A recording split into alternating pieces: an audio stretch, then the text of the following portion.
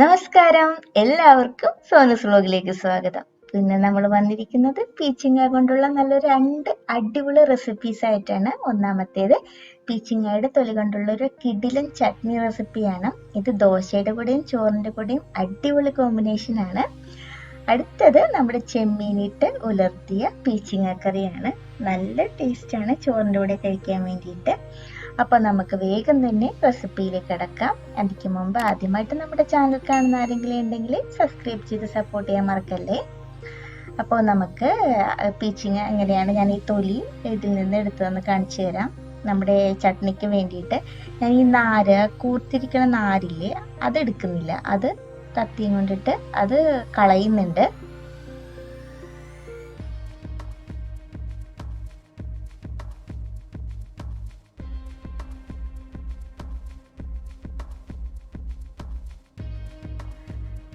ആ നാര് നമുക്ക് മാറ്റാം, അത് ആവശ്യമില്ല. പിന്നെ പച്ചത്തൊലിയില്ലേ, അത് കുറച്ച് കട്ടിയിൽ തന്നെ നമ്മൾ ഇതേപോലെ ചെത്തിയെടുക്കുന്നുണ്ട്.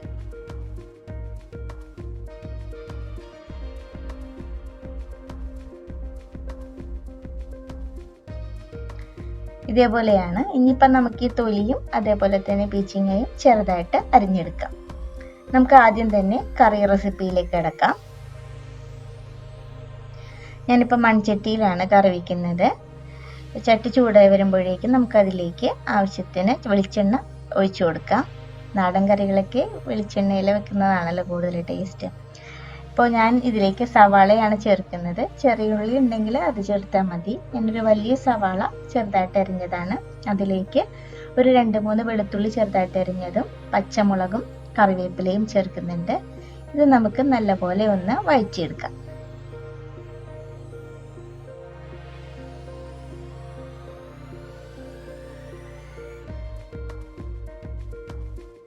ഇതിലേക്ക് ഞാൻ ചെമ്മീൻ ചേർത്ത് കൊടുക്കുന്നുണ്ട്. ചെമ്മീൻ ആദ്യം തന്നെ ചേർത്ത് കൊടുക്കുന്നുണ്ട്. നമുക്കെല്ലാം കൂടെ നല്ലപോലെ ഒന്ന് വഴറ്റിയെടുക്കാം.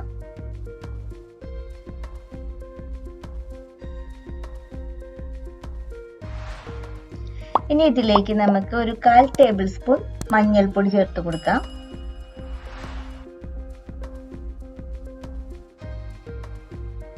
ആവശ്യത്തിന് ഉപ്പും.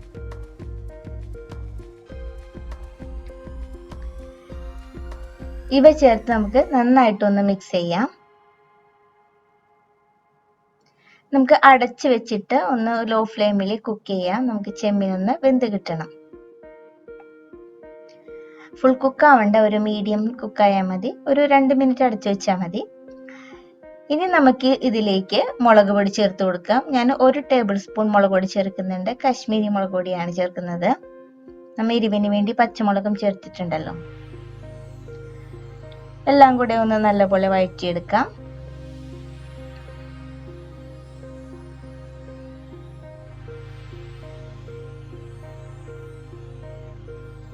ഇനി ഇതിലേക്ക് നമ്മൾ അരിഞ്ഞു വെച്ചിരിക്കുന്ന പീച്ചിങ്ങ ചേർത്ത് കൊടുക്കാം.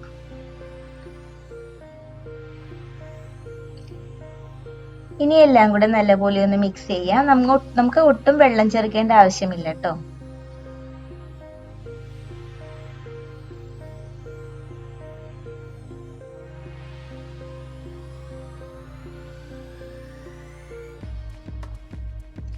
ഇനി അടച്ചു വെച്ചിട്ട് ഒന്ന് കുക്ക് ചെയ്യാം.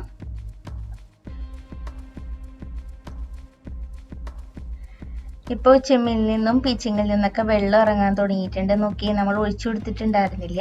നമുക്കിതൊന്നുകൂടെ അടച്ചു വെച്ചിട്ട് മീഡിയം ഫ്ലെയിമിൽ തന്നെ കുക്ക് ചെയ്യാം. ഇടയ്ക്കൊന്ന് തുറന്ന് ഇളക്കി കൊടുക്കണം. നോക്കൂ, ഇപ്പൊ ഒന്നും കൂടെ അത്യാവശ്യത്തിന് വെള്ളം വന്നിട്ടുണ്ട്. ഇത് കുറച്ചുകൂടെ ഒന്ന് കുക്ക് ചെയ്യാനുണ്ട്. അപ്പൊ നമുക്ക് ഒന്നുകൂടെ അടച്ചു വെച്ചിട്ട് ഒന്ന് കുക്ക് ചെയ്തെടുക്കാം.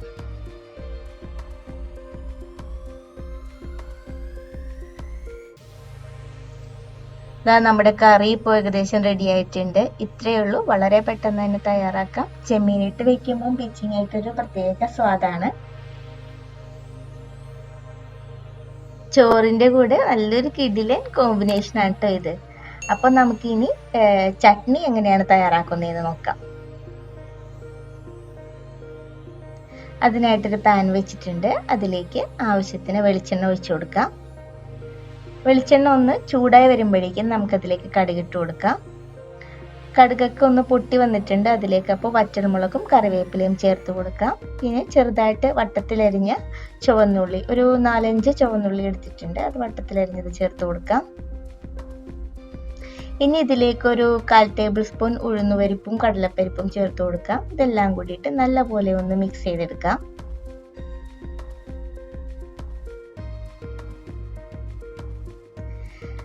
ഏകദേശം വഴന്നു വന്നിട്ടുണ്ട്. ഇനി ഇതിലേക്ക് നമ്മൾ അരിഞ്ഞു വെച്ചിരിക്കുന്ന പീച്ചിങ്ങയുടെ തൊലി ചേർത്ത് കൊടുക്കാം. ഇനി ഇതെല്ലാം കൂടെ നല്ലപോലെ ഒന്ന് കുക്കായിട്ട് വരണം. ഇതിലേക്ക് ആവശ്യത്തിന് ഉപ്പ് ചേർത്ത് കൊടുക്കാം.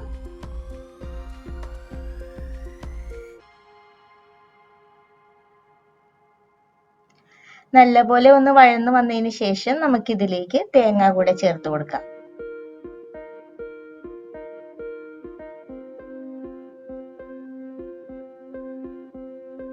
ഇതിലേക്ക് നമുക്ക് തേങ്ങ ചേർത്ത് കൊടുക്കാം. ഞാനിവിടെ 2 പിടി തേങ്ങ ചേർത്ത് കൊടുക്കുന്നുണ്ട്. തേങ്ങ ചേർക്കാതെയും ഉണ്ടാക്കാം, പക്ഷെ തേങ്ങ ചേർക്കുമ്പം കുറച്ചുകൂടി സ്വാദുമാണ്, ക്വാണ്ടിറ്റിയും കിട്ടും. ശരിക്കും ഈ പീച്ചിങ്ങ ചട്നി വളരെ ടേസ്റ്റ് ആണ് കേട്ടോ. എന്തായാലും ട്രൈ ചെയ്ത് നോക്കണം, നോക്കാത്തവര്. നമുക്ക് ഇതിലേക്ക് ഒരു ചെറിയ കഷ്ണം പുളി കൂടെ ചേർക്കുന്നുണ്ട്. ഇതെല്ലാം കൂടെ നമുക്ക് നല്ലപോലെ ഒന്ന് വഴറ്റിയെടുക്കാം. പീച്ചിങ്ങയുടെ തൊലിയുടെ പച്ചമണമൊക്കെ മാറി ഒന്ന് വാടി നല്ല റെഡി ആയിട്ട് വരണം. അപ്പം നമുക്കതിന് വേണ്ടിയിട്ട് അടച്ച് വെച്ചിട്ടൊന്ന് കുക്ക് ചെയ്യാം മീഡിയം ഫ്ലെയിമിൽ.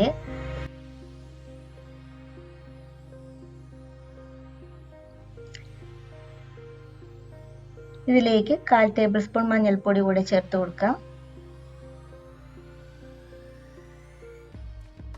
ഇനി നല്ലപോലെ ഒന്നും കൂടെ ഒന്ന് വഴറ്റിയിട്ട് നമുക്ക് അടച്ച് വെച്ചിട്ട് ഒന്നുകൂടെ ഒന്ന് കുക്ക് ചെയ്തെടുക്കാം. കാരണം നമുക്ക് ഈ പീച്ചിങ്ങയുടെ തൊലിയുടെ പച്ചമണം ശരിക്കും മാറി നല്ലപോലെ ഒന്ന് കുക്കായി കിട്ടണം.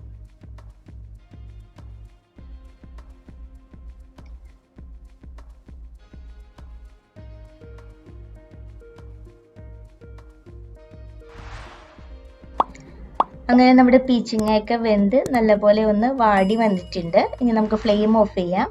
ഇത് നന്നായിട്ട് ആറിയതിനു ശേഷം മിക്സിയുടെ ജാറിലിട്ട് നമുക്ക് അരച്ചെടുക്കാം.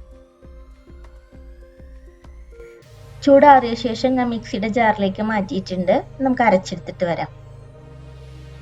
വെള്ളം ചേർക്കാതെയാണ് ഇപ്പം അരച്ചെടുക്കുന്നത്. ഇതാ വെള്ളം ചേർക്കാതെ നമുക്ക് ഈ പരുവത്തിൽ പരഞ്ഞ് കിട്ടിയിട്ടുണ്ട്. ഇതിപ്പോൾ ഇങ്ങനെ തന്നെ കഴിക്കാനും നല്ല ടേസ്റ്റാണ്. നമുക്ക് ചോറിൻ്റെ കൂടെ നല്ല ചമ്മന്തിയായിട്ട് കഴിക്കാൻ നല്ല ടേസ്റ്റാണ്. പക്ഷേ ചട്നിക്ക് കുറച്ചുകൂടെ ലൂസ് ആവണം. അതിനായിട്ട് ഞാൻ ഇതിലേക്ക് അല്പം വെള്ളം കൂടെ ചേർത്ത് നല്ല പേസ്റ്റ് പോലെ അരച്ചെടുത്തിട്ടുണ്ട്. ഇനി നമുക്കൊന്ന് കടുക് താളിക്കാം. സെയിം പാനിലേക്ക് തന്നെ 1 ടേബിൾ സ്പൂൺ വെളിച്ചെണ്ണ കൂടി ഒഴിച്ചു കൊടുക്കുന്നുണ്ട്. എണ്ണ നന്നായിട്ട് ചൂടായി വന്നിട്ടുണ്ട്. ഇനി ഇതിലേക്ക് നമുക്ക് കടുകിട്ട് കൊടുക്കാം. കടുകൊക്കെ ഒന്ന് പൊട്ടി വന്നിട്ടുണ്ട്. ഇതിലേക്ക് വറ്റൽമുളക് ചേർത്ത് കൊടുക്കാം. ആവശ്യത്തിന് കറിവേപ്പില. ഇതൊന്ന് ജസ്റ്റ് ഒന്ന് വഴറ്റിയെടുക്കാം. ഫ്ലെയിം ഒന്ന് കുറച്ച് വയ്ക്കാം കേട്ടോ, അല്ലെങ്കിൽ കറിവേപ്പിലയും വറ്റൽമുളകും കരിഞ്ഞു പോകും. ഈ വറ്റൽമുളക് ചോറിൻ്റെ കൂടെ ഇങ്ങനെ ഞെരടി കഴിക്കാൻ നല്ല ടേസ്റ്റാണ്. ഇനി ഇതിലേക്ക് നമുക്ക് അരച്ചു വെച്ചിരിക്കുന്ന അരപ്പ് കൂടെ ചേർത്ത് കൊടുക്കാം. ഈ എണ്ണയിൽ നമുക്ക് നല്ലപോലെ ഒന്ന് വഴറ്റിയെടുക്കാം. ഇതിപ്പം കുറച്ച് ഡ്രൈ ആയിട്ടാണ് ഇരിക്കുന്നത്. ഈ പരുവത്തിൽ വേണ്ടവർക്ക് ഇങ്ങനെ തന്നെ എടുക്കാം. ഇപ്പൊ കടുക് താളിച്ചില്ലെങ്കിലും നല്ല ടേസ്റ്റ് തന്നെയാണ് കേട്ടോ.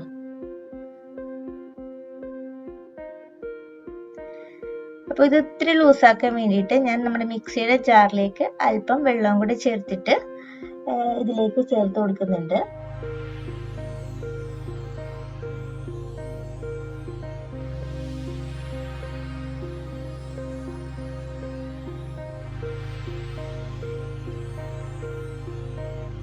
ഇനി നല്ലപോലെ ഒന്ന് വഴറ്റിയെടുക്കാം.